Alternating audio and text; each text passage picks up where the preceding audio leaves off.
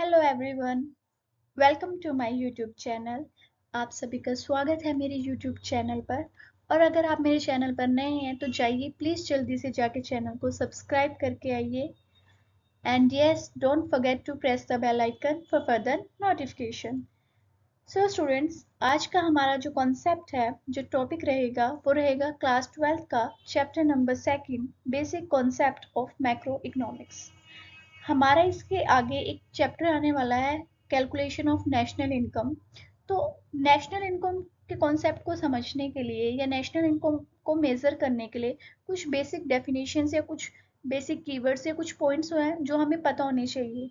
तो आज हम उस चैप्टर में वही बेसिक कॉन्सेप्ट्स को समझेंगे। जैसे कि हमारा फैक्टर इनकम क्या होता है, transfer income, final goods, intermediate goods, consumption goods, capital goods, gross investment, net investment and net indirect taxes. तो हम one by one in topic को डिस्कस करेंगे। सो आज की क्लास स्टार्ट करते हैं। सो हमारी फर्स्ट डेफिनेशन रहेगी, हमारा फर्स्ट कॉन्सेप्ट रहेगा factor income and transfer income. सबसे पहले बात करती हैं फैक्टर इनकम की। हमने लास्ट चैप्टर में भी पढ़ा था फैक्टर इनकम यानी कि ऐसी इनकम जो आपने कैसे कमाई, अपनी फैक्टर सर्विसेज को प्रोवाइड करके। तो जो भी इनकम आप अपनी फैक्टर सर्विसेज यानी कि लैंड, लेबर, कैपिटल, एंटरप्रेन्योर के रूप में प्रोवाइड कर रहे हैं, और उसके एक्सचेंज में आपको क्या मिलता है। जब आप लैंड प्रोवाइड करते हैं तो you get rent age factor income. Labour के रूप में काम करके आपको वेजेस अर्न करते हैं। कैपिटल प्रोवाइड करके आपको इंटरेस्ट मिलता है। और एज एंटरप्रेन्योर आप प्रॉफिट अर्न करना चाहते हैं। तो जो भी आपने फैक्टर सर्विस प्रोवाइड करके अपनी ये फैक्टर इनकम को अर्न किया, यही आपकी क्या रहती है, फैक्टर इनकम। लेकिन ये टू साइडेड कॉन्सेप्ट है, क्योंकि इसके लिए ज़रूरी है कि आपने कुछ प्रोवाइड किया हो तभी आपको एक्सचेंज में कुछ मिलेगा। जैसे आपने प्रोड्यूसर को क्या देते हो, फैक्टर सर्विस, तभी तो वो इन रिटर्न आपको क्या दे रहा है, आपकी फैक्टर पेमेंट कर रहा है, यानी आपकी फैक्टर इनकम हो रही है। जैसे अगर आपने प्रोड्यूसर को लैंड दी, तभी तो उसने आपको रेंट दिया, इन फ्री उसने कुछ भी नहीं किया है। इसलिए इसको टू साइडेड कॉन्सेप्ट है। अगर एक पार्टी कुछ दे रही है तो सामने वाली पार्टी भी उसके लिए इन एक्सचेंज कुछ कर रही है। दैट्स वाई ये बायलेटरल इनकम है। बायलेटरल इनकम का मतलब है कि आपको ये इनकम क्या है, टू वे में हुई है। जब आपने कुछ प्रोवाइड किया तभी आपको कोई इनकम हुई। अब ये जो फैक्टर इनकम है, हमें क्या करती है, प्रोड्यूसर को हेल्प करती है उसकी प्रोडक्शन एक्टिविटी को बढ़ाने में। तो इसलिए हम इसको नेशनल इनकम कैलकुलेट करते हुए इंक्लूड करते हैं। So what is factor income, कोई भी ऐसी इनकम जो आपने अर्न की अपनी फैक्टर सर्विसेज को प्रोवाइड करके, hence it is included in national income, वही आपकी क्या होती है, फैक्टर इनकम। नेक्स्ट आपका कॉन्सेप्ट आता है इसका रिवर्सल, ट्रांसफर इनकम। देखिए फैक्टर इनकम क्या थी, ऐसी इनकम जो आप अर्न कर रहे थे फैक्टर सर्विस प्रोवाइड करके, और जिससे प्रोड्यूसर क्या कर रहा था, प्रोडक्टिव एक्टिविटी कर रहा था। लेकिन अगर कोई इनकम आपने रिसीव करी बिना किसी प्रोडक्टिव सर्विस के दिए, और आपने कुछ रिसीट कमाई, उसको बोलते हैं ट्रांसफर इनकम। जैसे कि हमारी गवर्नमेंट क्या करती है, स्टूडेंट्स को स्कॉलरशिप दे रही है, लेकिन उस स्कॉलरशिप के बदले स्टूडेंट्स को क्या करना है, हाई स्कोर जरूर करना है, लेकिन वो भी अपने लिए। क्या वो स्कॉलरशिप रिसीव करने के लिए स्टूडेंट्स गवर्नमेंट के लिए कुछ कर रही है, ऑब्वियसली नहीं। ऐसे ही हमारे कंट्री में जो बड़े बूढ़े लोग हैं, तो गवर्नमेंट का प्रोविजन है कि उन्हें ओल्ड एज पेंशन दी जाती है। लेकिन ओल्ड एज पेंशन जो हमारे ओल्ड पीपल को मिल रही है, क्या उसके एक्सचेंज में उन्हें गवर्नमेंट के लिए कुछ करना पड़ता है, नहीं। तो ये क्या है, हमारा वन साइडेड कॉन्सेप्ट है, यूनिलेटरल कॉन्सेप्ट है। और क्योंकि ये हमारी प्रोडक्टिव एक्टिविटी में कुछ भी ऐड नहीं कर रहा है, इससे हमारी कंट्री का प्रोडक्शन नहीं हो रहा, ये सिर्फ एक तरह की हेल्प है जो हमारी गवर्नमेंट प्रोवाइड करा रही है हमारी कंट्री के लोगों को। तो इससे हमारा कोई भी प्रोडक्शन एक्टिविटी में कंट्रीब्यूशन नहीं हो रहा, तो इसे हम नेशनल इनकम में इंक्लूड नहीं करते हैं। सो होपफुली आपको दोनों ही concept, factor income and transfer income, दोनों क्लियर हो गए होंगे। अगर आपको कोई डाउट है तो आप कमेंट सेक्शन में जरूर डाल दीजिएगा। इसके बाद जो हमारा नेक्स्ट कॉन्सेप्ट आता है वो आता है final goods and intermediate goods का। तो सबसे पहले बात करते हैं फाइनल गुड्स, यानी कि गुड्स जो कि फाइनल शेप में है, यानी कि ऐसी गुड्स जो फाइनल है, यानी कि रेडी है कि आप उनको मार्केट में क्या कर सकते हो, उनकी सेल कर सकते हो। यानी कि उन गुड्स के ऊपर आपको फर्दर प्रोडक्शन करने की ज़रूरत नहीं है। जैसे आपने मार्केट से मैगी खरीदी, आप उसे खा लेते हो, उसके ऊपर आप प्रोडक्शन तो नहीं कर रहे। जैसे आपने आइसक्रीम खरीदी, क्या उसके ऊपर और प्रोडक्शन होना बाकी है? नहीं, आप उसको खा लेते हो। सो वो गुड्स जो कि रेडी है मार्केट में सेल होने के लिए और जिनके ऊपर आपको फर्दर प्रोडक्शन नहीं करना है, वो क्या कहलाती है? आपकी फाइनल गुड्स। अब फाइनल गुड्स जरूरी नहीं है कि कंज्यूमर ही यूज करे। अब आपने as a consumer ice cream use की, आपने तो फाइनल गुड्स कंजप्शन पर्पज से खरीदी है। कई बार फाइनल गुड्स क्या है, प्रोड्यूसर भी खरीदता है। जैसे प्रोड्यूसर क्या करेगा, अपनी फैक्ट्री के अंदर कोई मशीन इंस्टॉल करना चाहता है, वो मशीन क्या है, फाइनल गुड्स है, क्योंकि उस मशीन के ऊपर कुछ नहीं होना है, अभी कोई फर्दर प्रोडक्शन नहीं होना है, लेकिन उस मशीन का यूज करोगे आप अपने प्रोडक्ट को बनाने में। तो फाइनल गुड्स कंज्यूमर भी यूज कर सकता है और एक प्रोड्यूसर भी यूज कर सकता है। फाइनल गुड जो कंज्यूमर यूज करता है वो कंजप्शन पर्पज से करता है, जबकि प्रोड्यूसर जो फाइनल गुड यूज कर रहा है वो इन्वेस्टमेंट प्रोडक्ट पर्पज से करता है। क्योंकि फाइनल गुड्स क्या है, फाइनल प्रोडक्ट है, और वो बने कैसे हैं, क्योंकि उन्होंने हमारी प्रोडक्टिव प्रोसेस के अंदर यानी कि प्रोडक्शन को जनरेट करने में कंट्रीब्यूट किया है, तो इसे नेशनल इनकम में इंक्लूड किया जाता है।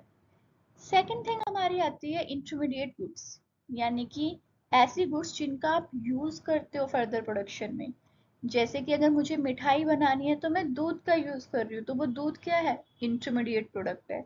या फिर एक चीज और, कि अगर आपने गुड्स खरीदी है रीसेल पर्पज से, जैसे कि रिटेलर क्या करता है, होलसेलर से सामान खरीदता है आगे बेचने के लिए, तो रिटेलर का पर्पस गुड्स को यूज करना नहीं है, उसका पर्पस क्या है, रीसेल करना। तो उसको भी आप क्या बोलते हो, इंटरमीडिएट गुड्स। यानी कि अगर गुड्स परचेज की गई हैं रीसेल पर्पज से या फिर गुड्स परचेज की गई है फर्दर प्रोडक्शन प्रोसेस में, तो आप उसको क्या बोलते हो, इंटरमीडिएट गुड्स। इंटरमीडिएट गुड्स की जो डिमांड होती है वो ड्राइव डिमांड होती है। ड्राइव डिमांड का मतलब है कि इनकी डिमांड जो है बेस्ड होती है सामने वाले प्रोडक्ट की डिमांड पे। अब फॉर एग्जाम्पल, अगर मुझे पेन चाहिए या मैं इंक का बिजनेस कर रही हूँ, एग्जाम्पल लीजिए कि मैं इंक का बिजनेस कर रही हूँ, तो इंक की कितनी डिमांड होगी, वो डिपेंड करता है कि पेन की कितनी डिमांड है। अगर पेन की ही डिमांड नहीं है तो कोई इंक की डिमांड करेगा नहीं। तो इंटरमीडिएट गुड्स की जो डिमांड होती है वो ड्राइव डिमांड होती है। इसका मतलब क्या है, डिपेंडेंट डिमांड है। इंटरमीडिएट गुड्स की डिमांड जो है डिपेंड करेगी सामने वाले प्रोडक्ट की डिमांड के ऊपर। जैसे मान लीजिए मैं पेट्रोल सप्लाई करती हूँ, तो पेट्रोल की कितनी डिमांड है वो डिपेंड करता है कि लोग कितनी पेट्रोल वाली कार यूज कर रहे हैं। अगर लोग पेट्रोल ओरिएंटेड कार ही यूज नहीं कर रहे हैं तो मैं पेट्रोल की सप्लाई क्या है, कम रहेगी, क्योंकि पेट्रोल की जो डिमांड है वो डिपेंड करती है कार की डिमांड पे। तो इंटरमीडिएट गुड्स यानी ऐसी गुड्स जो आप किस लिए खरीद रहे हो, रीसेल पर्पज से खरीद रहे हो, या फिर जो फर्दर प्रोडक्शन प्रोसेस में यूज की जाने वाली है, उनको बोलते हो आप इंटरमीडिएट गुड्स। अब डिपेंड करता है या क्वेश्चन अराइज होता है कि इंटरमीडिएट गुड्स की वैल्यू या फाइनल गुड्स की वैल्यू, किसकी वैल्यू को आप नेशनल इनकम में काउंट करते हो। देखिए, फाइनल गुड्स फाइनल प्रोडक्ट है, उसने हमारी प्रोडक्टिव प्रोसेस के अंदर कंट्रीब्यूट किया है, तो फाइनल गुड्स की वैल्यू को तो आप नेशनल इनकम में कैलकुलेट करते हो, काउंट करते हो। लेकिन इंटरमीडिएट गुड्स की वैल्यू को नेशनल इनकम में काउंट नहीं किया जाता, ताकि डबल काउंटिंग की प्रॉब्लम ना हो। ये चीज जो आप एक एग्जाम्पल के साथ समझेंगे। यहाँ पे मैंने इंटरमीडिएट गुड्स लिया है दूध, जिस दूध का हम यूज करेंगे अपना फाइनल प्रोडक्ट मिठाई बनाने में, बर्फी बनाने में। तो यहाँ पे जो बर्फी है उसकी कॉस्ट क्या है, 500 रुपीज। अब देखिए, जब आप कोई भी प्रोडक्ट की कॉस्ट तैयार करते हैं, अगर आप कोई भी प्रोडक्ट मार्केट में बेचने जा रहे हैं, तो आप यही कोशिश करते हैं ना कि आपकी सारी कॉस्ट तो कवर हो जाए। आप यही कोशिश करेंगे ना कि आपकी जितनी भी कॉस्ट है वो सारी कवर हो जाए। अब जब मैं मिठाई बना रही हूँ 500 रुपए की, तो उसके अंदर मैंने इंटरमीडिएट गुड्स की यानी अपने 100 रुपए के दूध की कॉस्ट तो इंक्लूड की होगी। अगर मैंने मिठाई बनानी है 500 रुपए की, मैं मिठाई बना के बेच रही हूँ, तो पहले तो मैं क्या करती हूँ, अपनी कॉस्ट कवर करती हूँ, उसमें अपना प्रॉफिट ऐड करती हूँ, देन उसको मार्केट में अपना प्राइस डिसाइड करके बेचती हूँ। तो जब फाइनल गुड के अंदर ऑलरेडी मिल्क की जो कॉस्ट है वो इंक्लूड है, तो मैं इंटरमीडिएट गुड्स की वैल्यू अलग से काउंट क्यों करूं, क्योंकि ये ऑलरेडी क्या है, फाइनल गुड में इंक्लूड है। प्रोडक्शन कैपेसिटी तो क्या है, एक ही प्रोडक्ट ने जनरेट की, वो है आपकी बर्फी ने। दूध के ऊपर तो फर्दर प्रोडक्शन होना बाकी है, वो तो इंटरमीडिएट प्रोडक्ट है।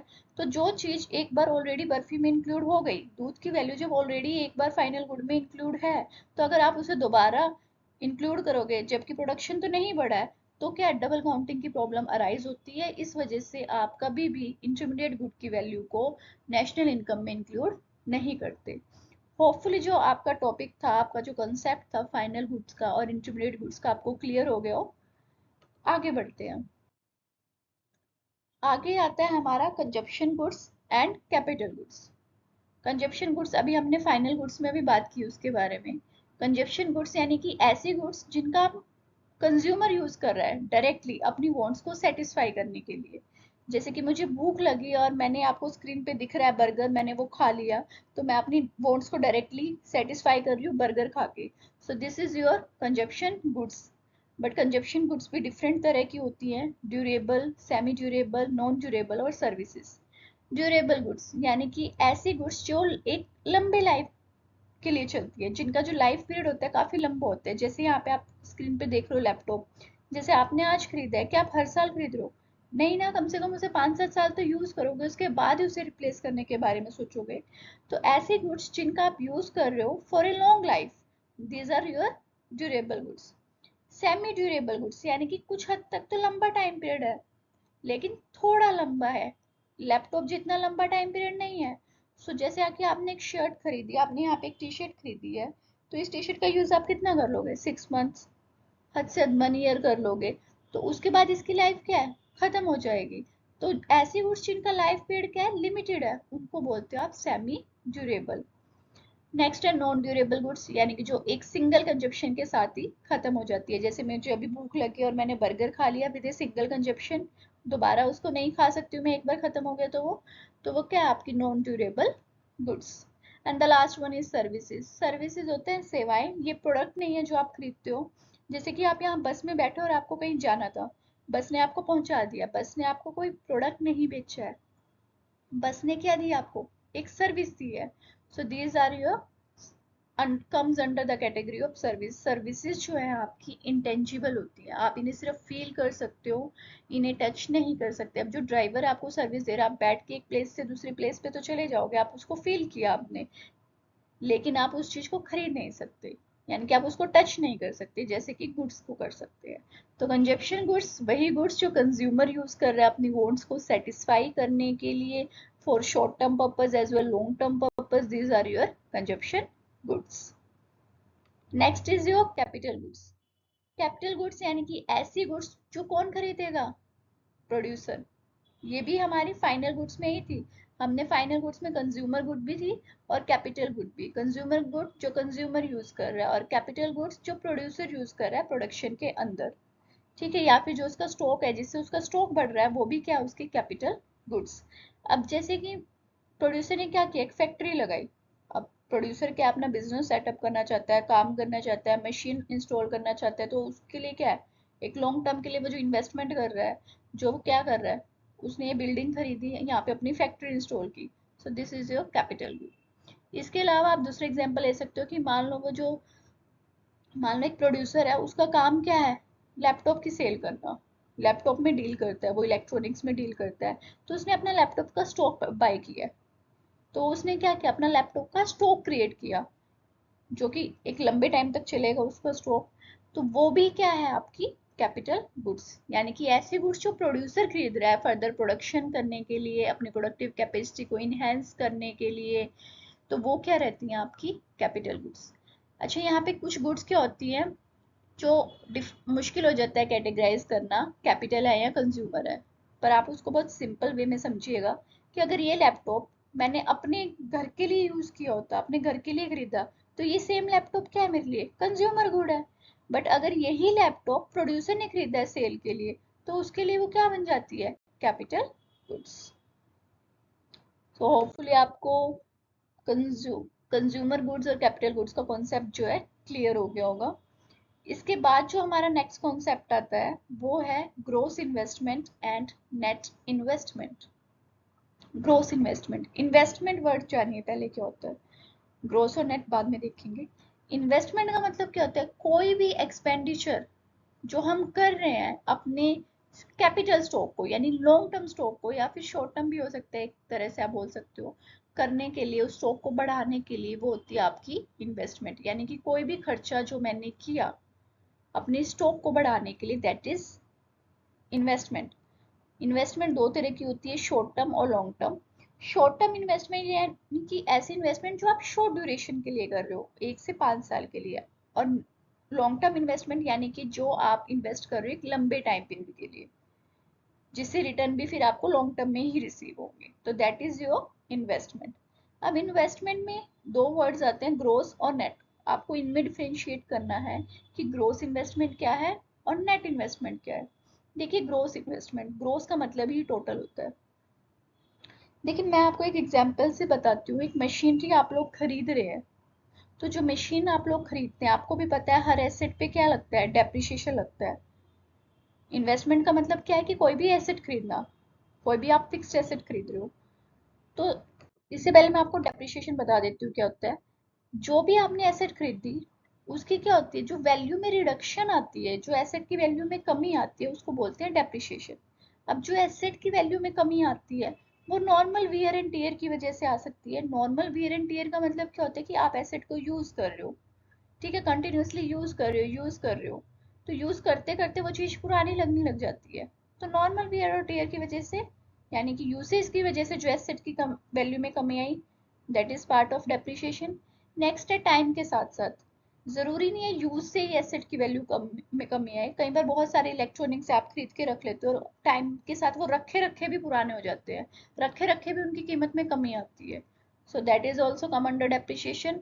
एंड बाय ऑब्सोलेंस, यहाँ इसका मतलब होता है, ऑब्सोलेंस का भी मतलब एक्सपेक्टेड की बात हो रही है यहाँ पे, कि कुछ चीजें, कुछ लॉसेस आप एक्सपेक्ट करके चलते हो कि ये लॉसेस तो होंगे और इसकी वजह से एसेट की वैल्यू में कमी आएगी। जैसे कि आपको पता है कि एक लंबे टाइम के लिए मशीन खरीद रहे हो 10 साल के लिए, तो बीच बीच में उसके रिपेयर का खर्चा आएगा, उसके कुछ टूल्स होंगे जो आपको रिप्लेस करने पड़ेंगे, क्योंकि टाइम के साथ साथ वो क्या रिपेयरिंग मांगती है हर एसेट। तो इसीलिए आप अकाउंट्स में भी क्या करते हो, डेप्रिसिएशन के लिए प्रोविजन बना के चलते हो, क्योंकि ये डेप्रिसिएशन क्या है, आपके एक्सपेक्टेड लॉस के लिए होता है। क्योंकि आप ये शुरू में ही एक्सपेक्ट कर लेते हो कि अगर मैं एसेट जो 1 लाख की खरीद रही हूँ, तो साल तक आते आते मेरे 20,000 की एसेट तो क्या हो जाएगी, डेप्रिशिएट हो ही जाएगी। यानी कि एसेट डेप्रिशिएट होने का मतलब होता है उस एसेट का तो मैं फायदा उठा ही नहीं पाऊंगी, उतनी वैल्यू की एसेट का, क्योंकि वो तो रखे रखे कह लीजिए, टेक्नोलॉजी में चेंज आने की वजह से कह लीजिए, या फिर यूज की वजह से कह लीजिए, उतनी वैल्यू में तो उसकी कमी आएगी ही। तो ये था ग्रोस डेप्रिसिएशन। तो ग्रोस एसेट के अंदर या ग्रोस इन्वेस्टमेंट के अंदर आप एसेट की, जो भी आपने फिक्स्ड एसेट में इन्वेस्ट किया है, उसकी टोटल वैल्यू देते हो। मान लीजिए मैंने इन्वेस्टमेंट की है 1 लाख रुपए की, तो that is my gross investment. लेकिन अगर मैं देखूं कि 20,000 की वैल्यू तो रिड्यूस हो जाएगी, क्योंकि ये शुरू में ही एक्सपेक्ट कर लेते हो आप कि 20,000 की वैल्यू तो क्या है, कम हो जाएगी डेप्रिसिएशन की वजह से। तो मेरी एक्चुअल एडिशन कितना हुआ मेरे स्टॉक के अंदर, एक्चुअल में मैंने कितने की एसेट खरीदी, 80,000 की। तो ग्रोस में तो क्या है, 1 लाख दिखाओगे, लेकिन धीरे धीरे क्या होने वाला है, आपकी डेप्रिशिएट होएगी, तो नेट एडिशन कितना हुआ आपका, सिर्फ 80,000। तो ग्रोस इन्वेस्टमेंट यानी कि इन्वेस्टमेंट जिसके अंदर डेप्रिसिएशन भी इंक्लूडेड है, वो आपकी ग्रोस इन्वेस्टमेंट है। लेकिन नेट इन्वेस्टमेंट यानी कि जिसके अंदर आपका डेप्रिसिएशन इंक्लूडेड नहीं है, यानी कि 1 लाख में से अगर आप 20,000 का डेप्रिसिएशन लेस कर देते हो, तो इसका मतलब क्या है, नेट इन्वेस्टमेंट आपने कितने की है, 80,000 की। So that is the difference between gross investment and net investment. And your last topic is net indirect taxes. Net indirect tax से समझने से पहले आपको ये देख लेना चाहिए कि टैक्स क्या होता है। तो सबसे पहले डिस्कस करते हैं कि टैक्स क्या है। Tax is a compulsory payment, एक कंपलसरी अमाउंट ऑफ पेमेंट जो गवर्नमेंट चार्ज करती है किसी भी इंडिविजुअल पे या इंस्टीट्यूशन पे रेवेन्यू अर्न करने के लिए। तो हम सबको पता है कि गवर्नमेंट का मेन सोर्स ऑफ रेवेन्यू क्या है, टैक्स। तो गवर्नमेंट टैक्स किस पे लगाती है, हम लोगों पे। इससे गवर्नमेंट की रेवेन्यू होती है और इसी से गवर्नमेंट क्या करती है, अपनी वेलफेयर सर्विस प्रोवाइड करती है। तो टैक्स बेसिकली क्या है, एक फीस भी कह सकते हो आप, जो गवर्नमेंट हम लोगों से चार्ज कर रही है अपना रेवेन्यू अर्न करने के लिए, ताकि वो अपने एक्सपेंडिचर को मीट कैसे करती है, हमारी से रेवेन्यू को अर्न करके ना। तो गवर्नमेंट क्या है, हमसे जो चार्ज कर रही है एक पेमेंट, उसी को आप टैक्स बोलते हो। टैक्स दो तरह के रहते हैं, इनडायरेक्ट टैक्स और डायरेक्ट टैक्स। इनडायरेक्ट टैक्स यानी कि ऐसा टैक्स जिसका बर्डन आप ट्रांसफर कर देते हो, एंड डायरेक्ट टैक्स जिसका बर्डन आप ट्रांसफर नहीं कर सकते, जैसे कि इनकम टैक्स। इसको मैं समझाने के लिए मैं आपको पिक्चर दिखा रही हूँ, आप वहां से समझिएगा। ये मिस्टर एक्स है, ये मिस्टर एक्स है, इन्हें इनकम टैक्स पे करना है। अब टैक्स मिस्टर एक्स की इनकम पे लगा है, तो इनकम टैक्स कौन पे करेगा? जब टैक्स जो है मिस्टर एक्स की इनकम पे लगा है तो टैक्स भी किसे पे करना पड़ेगा? इन मिस्टर एक्स को। टैक्स किसे पे करते हो? मोदी जी को नहीं करते हो, इनकम टैक्स डिपार्टमेंट में करते हो, पर वो जाता कहाँ है? मोदी जी के पास ही जाता है। तो जो भी टैक्स आप किसको पे कर रहे हो? डायरेक्ट गवर्नमेंट को पे कर रहे हो, जिसका बर्डन आप किसी और पर्सन पे नहीं डाल सकते, उसको बोलते हो direct tax. So this is an example of direct tax, यानी कि बर्डन जिस पे था और जिस पे टैक्स लगा वो दोनों ही क्या है? सेम पर्सन है। तो यहाँ पे टैक्स किस पे लगा? मिस्टर एक्स पे। और पे कौन कर रहा है? Mister X. तो this is a direct tax, यानी कि जहाँ पे बर्डन ट्रांसफर नहीं कर सकते। नेक्स्ट एग्जांपल लीजिए। यहाँ पे आप एक सेलर देख रहे हैं जो कि क्या कर रहे हैं? अपने गुड्स की सेल कर रहे हैं। तो अगर आप यहाँ पे प्रोडक्ट खरीद रहे हैं, या मार्केट में कभी भी कोई प्रोडक्ट खरीदते हैं, या आप कोई भी सर्विस लेने जा रहे हैं रेस्टोरेंट्स वगैरह में, तो वहाँ पे आप देखते होंगे कि प्रोडक्ट की कॉस्ट लिखी होती है, साथ में लिखा होता है इंक्लूसिव ऑफ टैक्स, यानी कि टैक्स उसके अंदर शामिल है। तो बेसिकली आप कोई भी प्रोडक्ट खरीद रहे हैं तो टैक्स कौन पे कर रहा है? आप लोग पे कर रहे हैं। यू आर द पर्सन जो टैक्स पे कर रहा है प्रोडक्ट्स के ऊपर। लेकिन क्या वो टैक्स आपने गवर्नमेंट को पे किया या इनकम टैक्स वालों को पे किया? आई मीन टैक्स एडमिनिस्ट्रेशन के अंडर पे किया। आपने टैक्स तो शॉपकीपर को पे किया, और ये शॉपकीपर किसको पे करता है? वो टैक्स गवर्नमेंट को पे करता है। तो यहाँ पे क्या है? टैक्स पे आपका ये सेलर कर रहा है, लेकिन जा किसकी पॉकेट से रहा है? आपकी पॉकेट से जा रहा है। तो बर्डन ऑफ टैक्स जो कि किस पे पड़ा था? सेलर पे पड़ा था, वो किसकी पॉकेट से गया? बायर की पॉकेट से गया। तो यहाँ पे क्या किया आपने? अपने बर्डन को, यानी कि टैक्स के बर्डन को शिफ्ट कर दिया from seller to buyer. So this is a form of indirect tax. So hopefully आपको डिफरेंस क्लियर हो गया होगा, what is direct tax and what is indirect tax. अब देखिए, जैसे गवर्नमेंट आपको क्या कर रही है? इनडायरेक्ट टैक्स पे कर रही है, आपसे टैक्स रिकवर कर रही है government to earn some kind of revenue. ऐसा नहीं है कि गवर्नमेंट सिर्फ आपका एक्सप्लॉइटेशन करती है और आपसे रेवेन्यू अर्न करती है। गवर्नमेंट आपके लिए बहुत सारी चीजें भी करती है। गवर्नमेंट आपको बहुत सारा असिस्टेंस भी प्रोवाइड करवाती है, गवर्नमेंट आपको बहुत सारी हेल्प भी प्रोवाइड करवाती है। जैसे गवर्नमेंट जो आपको हेल्प प्रोवाइड करवा रही है, जैसे कि बहुत सारे इंडिविजुअल्स को, इंस्टीट्यूशंस को, कॉर्पोरेट सेक्टर्स को गवर्नमेंट हेल्प देती है। जैसे अगर हम इंडिविजुअल्स की बात करें तो हमें, जो पुअर पीपल रहते हैं, लोग रहते हैं, उन्हें गैस सब्सिडी गवर्नमेंट प्रोवाइड करवा रही है। ओल्ड एज के लोग हैं जो, गवर्नमेंट उन्हें पेंशन प्रोवाइड करवा रही है, सो दैट कि वो अपनी लाइफ स्मूथली रन कर सके। बहुत सारे कॉरपोरेट्स हैं जो बैकवर्ड एरियाज में काम कर रहे हैं, और बैकवर्ड एरियाज की डेवलपमेंट के लिए गवर्नमेंट उन्हें बहुत सारी सब्सिडी देती है ताकि बैकवर्ड एरियाज भी डेवलप हो। तो ऐसे एरियाज, या फिर एक्सपोर्ट को प्रमोट करने के लिए आप लोग कह सकते हो गवर्नमेंट आपको हेल्प करती है, सो दैट कि आप, गवर्नमेंट आपको हेल्प करती ही करती है।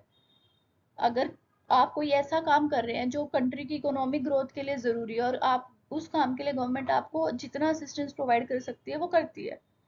पर ये जो हेल्प है, अगर आपने कुछ इनडायरेक्ट टैक्स पे किया, आपने टैक्स पे किया, तो उस टैक्स पे करने में से आपको अपनी सब्सिडी जो गवर्नमेंट ने हेल्प की वो तो लेस करनी पड़ेगी ना, तभी तो आपको पता लगेगा आपका नेट इनडायरेक्ट टैक्स क्या है। यानी कि नेट टैक्स बर्डन आप पे कितना आया, वो कब पता लगता है? जब जो आपने टैक्स पे किया और उसमें से आपने जो सब्सिडी मिली आपको, यानी कि जो असिस्टेंस आपको मिला, उसे लेस कर देते हो, तब आप क्या निकल जाता है? आपका नेट इनडायरेक्ट टैक्स। सो ये आपके कुछ कॉन्सेप्ट थे, ये आपके कुछ डेफिनेशंस थी जिनका आप यूज़ करोगे अपकमिंग चैप्टर में नेशनल इनकम को कैलकुलेट करने के लिए। अगर आपको ये बेसिक डेफिनेशंस नहीं पता होंगी, जैसे कि ग्रोस इन्वेस्टमेंट क्या है, नेट इन्वेस्टमेंट क्या है, आपका कंजप्शन गुड्स कौन सी हैं, कैपिटल गुड्स कौन सी हैं, फाइनल गुड्स कौन सी हैं, इंटरमीडिएट गुड्स कौन सी हैं, अगर आपको ये चीज़ें नहीं पता होंगी तो आपको कैसे पता चलेगा कि कौन सी चीज़ हमारी नेशनल इनकम में इंक्लूड होनी है, कौन सी चीज़ हमारी नेशनल इनकम में इंक्लूड नहीं होनी। तो नेशनल इनकम को कैलकुलेट करने के लिए, उसको मेजर करने के लिए, इन बेसिक डेफिनेशंस के बारे में आपको पता होना ज़रूरी है। सो होपफुली आपको आज का जो चैप्टर है, आपका जो आज की क्लास है वो समझ आई हो, और कुछ ना कुछ आपकी जो नॉलेज है इनहेंस हो पाई हो। अगर आपको आज की क्लास अच्छी लगी, then please please subscribe the channel, and please comment in your comment box, and like the channel as well, and don't forget to press the bell icon for the further notification. फिर मिलेंगे हमारी next class में, तब तक के लिए आप लोग ये चैप्टर की रिवीजन कीजिएगा, and thank you so much. बने रहिएगा मेरे इस यूट्यूब चैनल पर।